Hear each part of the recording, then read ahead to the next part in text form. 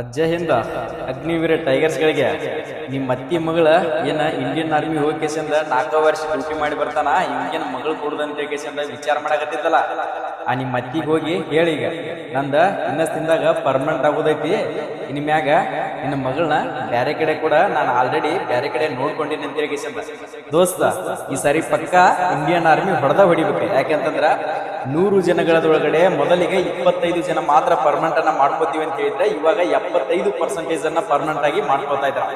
So ಇದು already news paper ನಲ್ಲಿ ಕೂಡ ಮಾಹಿತಿ ಕೂಡ ಬಂದಿದೆ. ಸೊ ಇದು ಎಲ್ಲಿಯಪ್ಪ ಅಂತಂದ್ರೆ ಜೈಸಲ್ಮೇರ್ ನಲ್ಲಿ ಸೊ ಮೀಟಿಂಗ್ ಕೂಡ ನಡೀತಾ ಇದೆ ಇಂಡಿಯನ್ ಆರ್ಮಿ ಆಫೀಸರ್ಸ್ ಗಳ ಕೂಡಿಕೆಸಿಂದ.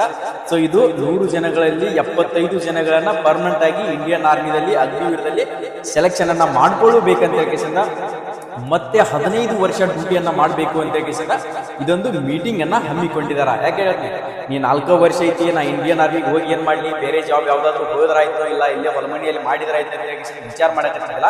ಈ ಸರಿ ಪಕ್ಕ ಒಂದೇ ದಿನ ಹೋದ್ರು ಕೂಡ ಇಂಡಿಯನ್ ಆರ್ಮಿನ, ಸೊ 1 ವರ್ಷ ಹೋದ್ರು ಕೂಡ ಇಂಡಿಯನ್ ಆರ್ಮಿನ, ಆದ್ರೆ ಬಿಡಾಕ್ ಹೋಗ್ಬೇಡ, ಕನಸು ಕಟ್ಟಿ ಇಂಡಿಯನ್ ಆರ್ಮಿ ವರದಿ ಹಾಕಬೇಕ, ಊರಾಗ ಬುಲೆಟ್ ಗಾಡಿ ಮ್ಯಾಗ ಹತ್ತಿ ಮೆರಿಬೇಕಂತ ಹೇಳಿ ಆಸೆ ಏನಿಟ್ಕೊಂಡಿಲ್ಲ. ಸೊ ಈ ಆಸೆಯನ್ನ ಈಡೇರಿಸಬೇಕಪ್ಪ ಅಂತಂದ್ರೆ ಇವತ್ತಿನ ಓಡಾಕ ರನ್ನಿಂಗ್ ಸ್ಟಾರ್ಟ್ ಮಾಡ, ಅದ್ರ ಜೊತೆಗೆ ಎಕ್ಸಾಮ್ ತಯಾರಿನೂ ಕೂಡ ಸ್ಟಾರ್ಟ್ ಮಾಡ್ಕೊ.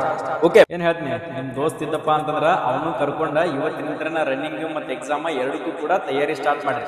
ಏನ್ ಹೇಳ್ತೀನಿ, 1 ವರ್ಷದಾಗ ಪಕ್ಕ ಜಾಬ್ ಆಗ್ಬೇಕ, ಒಟ್ಟ ವರ್ತಿ ಹಾಕೊಂಡ ಊರಾಗ ರಾಯಲ್ ಎಂಟ್ರಿ ಕೊಡ್ಬೇಕ. ಹೆಂಗ